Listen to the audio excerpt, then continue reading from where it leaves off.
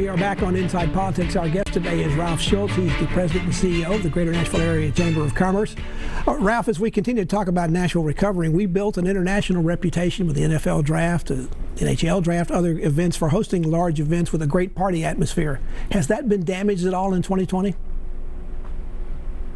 No, I don't think so. I think the infrastructure to do those events, the entertainment availability around those events, and just the general experience of Nashville, everyone knows that's coming back, and in fact is ready to go as soon as people are ready to come back. So no, I think our large events, we're going to continue to be a popular pick. The bombing downtown on 2nd Avenue, are we going to also perhaps have to rethink how we do our critical communications infrastructure? That it turned out to be something I don't think a lot of people had thought about downtown. Are we going to have to rethink that after what happened?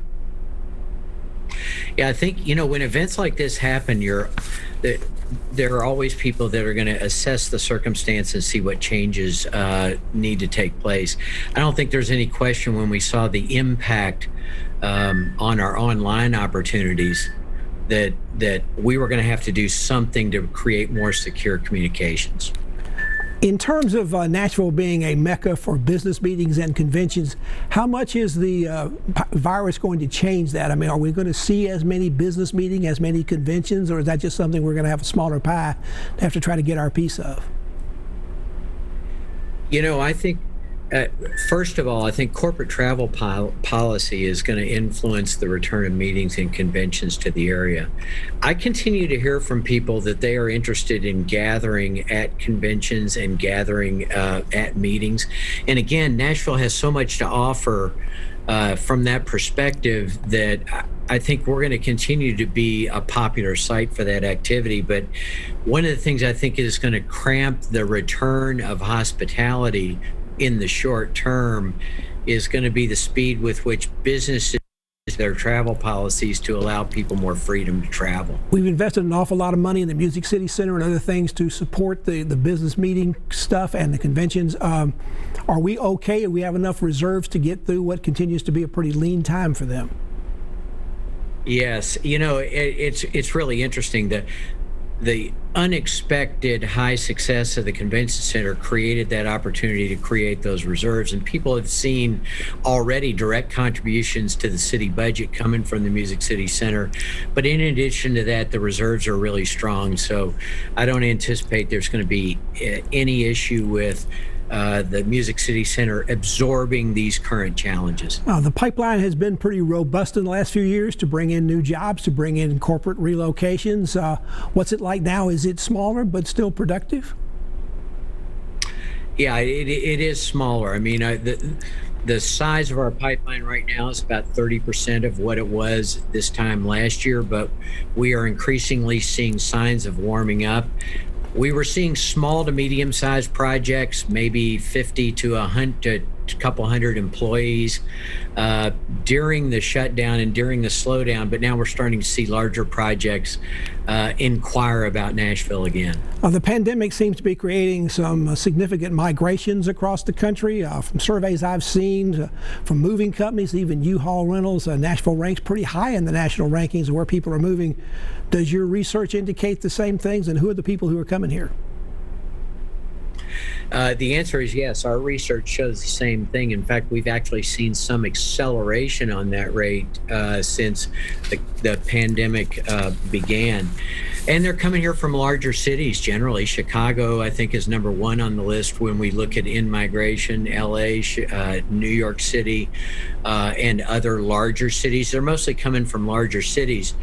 But again, that's really helpful to us because businesses want to be where the workforce is, and there is talent here and there's talent coming here.